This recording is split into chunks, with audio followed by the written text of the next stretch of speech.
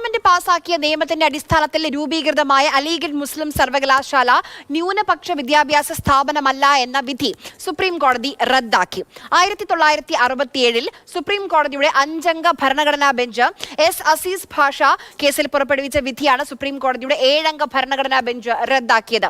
അതേസമയം വിദ്യാഭ്യാസ സ്ഥാപനങ്ങൾക്ക് ന്യൂനപക്ഷ പദവിക്ക് അർഹതയുണ്ടോ എന്ന് പരിശോധിക്കുന്നതിനുള്ള മാർഗരേഖ സുപ്രീം കോടതി പുറത്തിറക്കി. ബി ബാലഗോപാൽ ഡൽഹിയിൽ നിന്ന് വിവരങ്ങളുമായി ചേരുന്നുണ്ട്.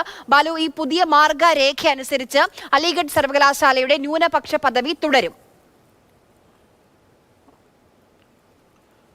ആര്യ, ആ മാർഗരേഖയുടെ അടിസ്ഥാനത്തിൽ അലിഗഡ് മുസ്ലിം സർവകലാശാലയുടെ ന്യൂനപക്ഷ പദവി തുടരുമോ ഇല്ലയോ എന്ന് സുപ്രീം കോടതിയുടെ ഒരു പുതിയ ബെഞ്ചാണ് ഇനി തീരുമാനിക്കേണ്ടതായി ഉള്ളത്. ഇന്ന് സുപ്രീം കോടതി പുറപ്പെടുവിച്ചിരിക്കുന്ന ഈ ഉത്തരവിലെ ഏറ്റവും പ്രധാനപ്പെട്ട കാര്യം, ഈ പാർലമെന്റിന്റെ നിയമം അനുസരിച്ച് ഏതെങ്കിലും ഒരു സ്ഥാപനം രൂപീകൃതമായാൽ ആ സ്ഥാപനത്തിന് ന്യൂനപക്ഷ പദവിക്ക് അർഹതയില്ല എന്നായിരുന്നു 1967 അസീസ് പാഷ കേസിൽ സുപ്രീം കോടതിയുടെ 5-അംഗ ഭരണഘടനാ ബെഞ്ച് വിധിച്ചിരുന്നത്.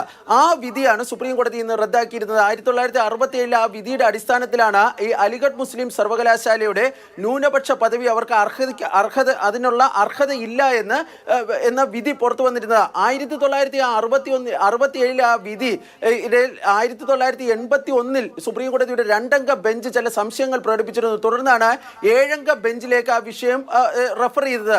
തുടർന്ന് 43 വർഷങ്ങൾക്ക് ശേഷമാണ് സുപ്രീം കോടതിയുടെ 7-അംഗ ബെഞ്ച് ഇന്ന് ആ കേസിൽ വിധി പ്രസ്താവിച്ചിരിക്കുന്നത്. Chief justice D.Y. ചന്ദ്രചൂഡിന്റെ അധ്യക്ഷതയിലുള്ള 7-അംഗ ബെഞ്ചാണ് ഈ വിധി പ്രസ്താവിച്ചത്. ഇതിൽ 4 അംഗങ്ങൾ, അതായത് ചീഫ് ജസ്റ്റിസും മറ്റു 3 അംഗങ്ങളും, ചീഫ് ജസ്റ്റിസ് എഴുതിയ വിധിയോട് മറ്റു 3 അംഗങ്ങൾ യോജിക്കുകയും മറ്റു 3 പേർ വിയോജിക്കുകയും ആണ് ചെയ്തിരിക്കുന്നത്.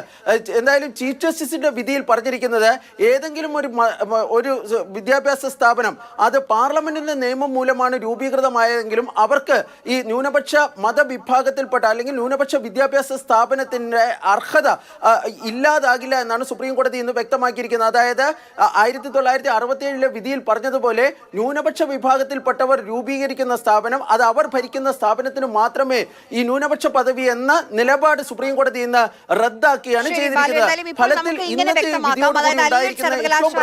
ന്യൂനപക്ഷ സ്ഥാപനമല്ല എന്നൊരു വിധി അത് സുപ്രീം കോടതി ഇപ്പോൾ റദ്ദാക്കിയിരിക്കുകയാണ്. പുതിയ മാർഗരേഖ സുപ്രീം കോടതി പുറത്തിറക്കുകയും ചെയ്തിട്ടുണ്ട്. ബാലഗോപാലാണ് ഡൽഹിയിൽ നിന്ന് വിവരങ്ങൾ നൽകിയത്.